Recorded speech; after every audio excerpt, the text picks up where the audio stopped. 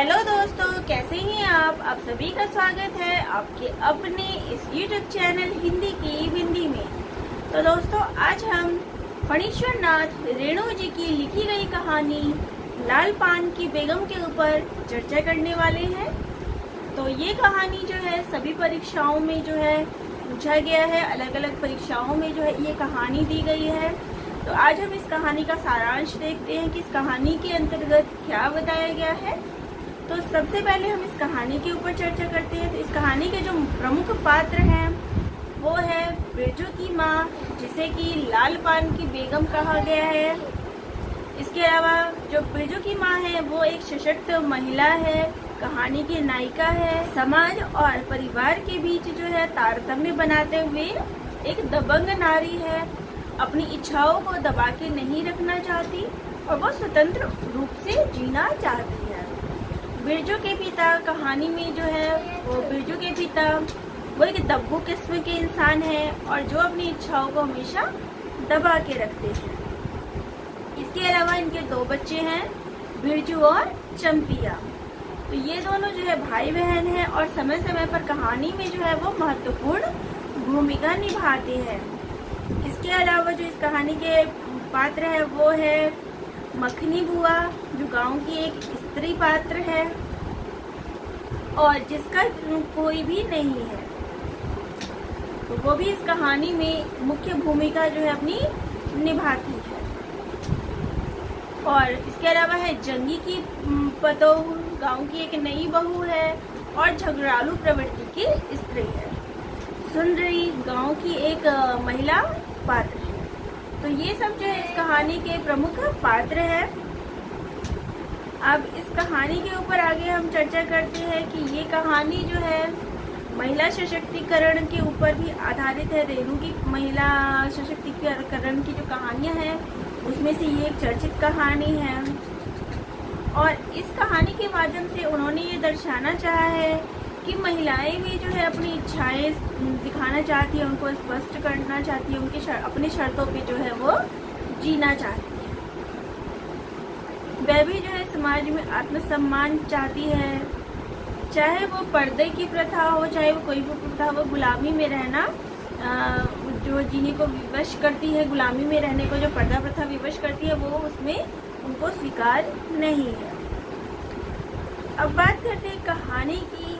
तो कहानी जो है परंपरागत ढंग से नहीं कही गई है।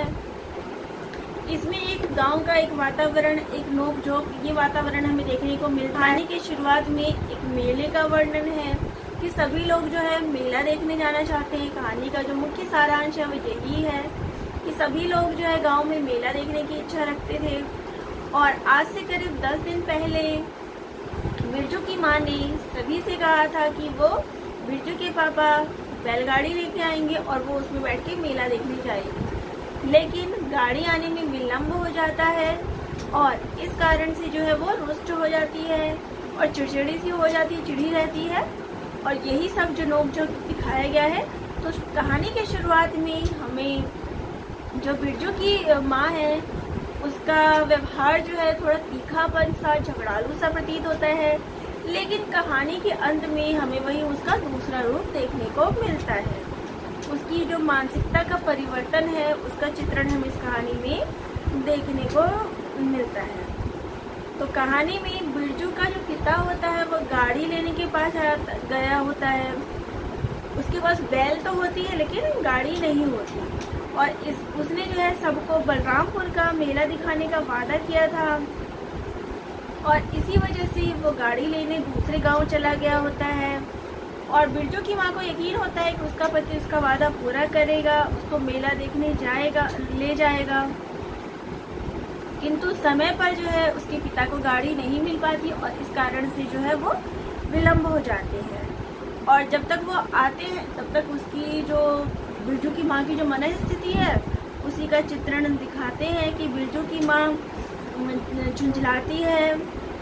जब मखनी बुआ उससे पूछने आती है कि क्यों बिरजू की माँ नाच देखने नहीं जाएगी, तो वो अपने पति की नाराजगी जो होती है कि उसका पति नहीं आया होता है, तो उसको ये सवाल जो है चुभ जाता है और वो मखनी बुआ से फिर वो भी इसी प्रकार का उत्तर देती है कि तुम्हारे तो ना कोई आगे है ना कोई पीछे, लेकिन मुझे तो सब देखना पड़ता है।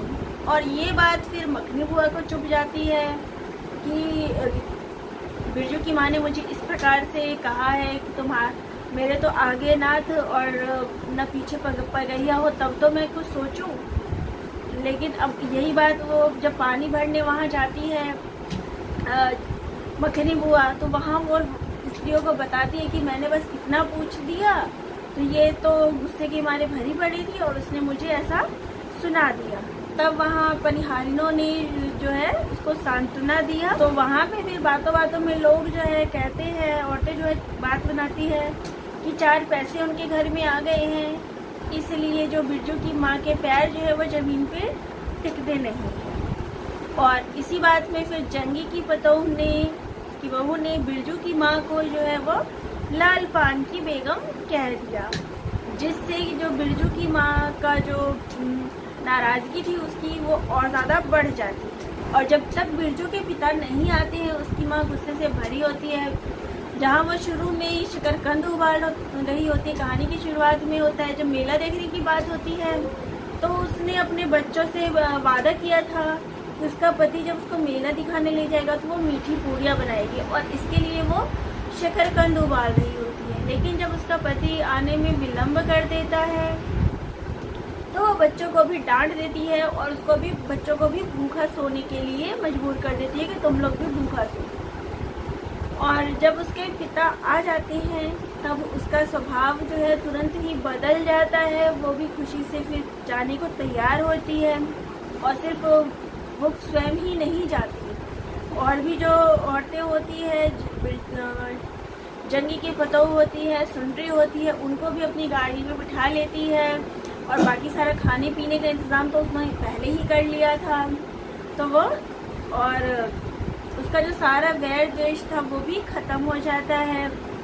मखनी बुआ को घर की चाबियाँ दे देती है संभालने के लिए, उनको बोल के चली जाती है। और जहाँ शुरू में वो उनके प्रति द्वेष दिखा रही थी, झगड़ालू लग रही थी, वही उसका सारा द्वेष जो है वो निकल जाता है। स्त्री के हृदय का परिवर्तन दिखाया गया है, एक न्यून भाव का उसका गुस्सा दिखाया गया है कि जहाँ शुरुआत में वो इस बातों के लिए बहुत ज़्यादा रोष प्रकट कर रही थी, दुख रही थी, झुंझलाहट हो रही थी उसके मन में, वहीं जब उसके पिता आ जाते हैं और वो मेला देखने जाती है तो उसका सारा द्वेष जो है वो समाप्त हो जाता है। यहाँ कहानी में यही दिखाने का प्रयास किया गया है कि जब तक मनचाही वस्तु नहीं मिलती है तो व्यक्ति का व्यवहार जो है वो कैसा होता है। और प्रतिकूल परिस्थितियाँ होने पे बिरजू की माँ का व्यवहार था वो कैसा था, और इसी प्रतिकूल प्रभाव के कारण ही जो जंगी की पतोह ने उसको लाल पान की बेगम से संबोधित कर दिया था और जिस कारण वो गुस्सा भी हो गई थी, लेकिन बाद में वो वही गुस्सा उसका काफूर हो जाता है जब उसका पति उसको ले जाता है। तो ये कहानी में लाल पान की बेगम जो है इसी वजह से इस कहानी का नाम रखा गया है, क्योंकि जरा जरा सी बातों पे जो बिरजू की माँ है वो क्रोधित हो जाती है, लेकिन उसका ये गुस्सा जो है वो क्षणिक मात्र ही होता है। जैसे ही उसके पिता उसको ले जाते हैं वो एकदम से शांत हो जाती है। ये कहानी जो है बहुत ही छोटी सी एक घटना पर आधारित है कि जहाँ शुरुआत में उसको उसके पति ने जब उसको वादा किया था कि वो मेला देखने ले जाएगा तो वो उसकी तैयारी कर रही होती है, लेकिन जब उसका पति आने में विलम्ब कर देता है तो वो इस बात से काफ़ी ज़्यादा नाराज़ हो जाती है और लोगों के पूछने पे, गांव की औरतों के पूछने पे उनकी बातों पे झल्ला जाती है, उनको भी बुरा भला कह देती है। लेकिन जैसे ही उसका पति आता है उसकी इच्छा पूर्ण हो जाती है, वो मेले जाने को तैयार हो जाती है, उसका वो गुस्सा भी काफुर हो जाता है। तो रेणु ने जो ये आम जिंदगी की बात की है कि आम जिंदगी में भी कई बार ऐसा होता है जब इच्छा जो मन की होती है वो पूरी नहीं होती तो इंसान का व्यवहार प्रतिकूल होता है, और वही जब इच्छा पूरी हो जाती है तो व्यवहार जो है वो अनुकूल हो जाता है।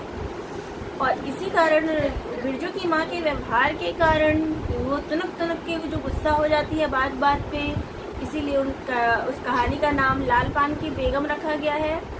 तो दोस्तों आप सभी को ये कहानी कैसी लगी कमेंट बॉक्स में ज़रूर लिखिएगा। और अगर आप सभी चैनल पे नए हैं तो चैनल को ज़रूर सब्सक्राइब करिएगा। तो दोस्तों आप सभी का बहुत बहुत धन्यवाद।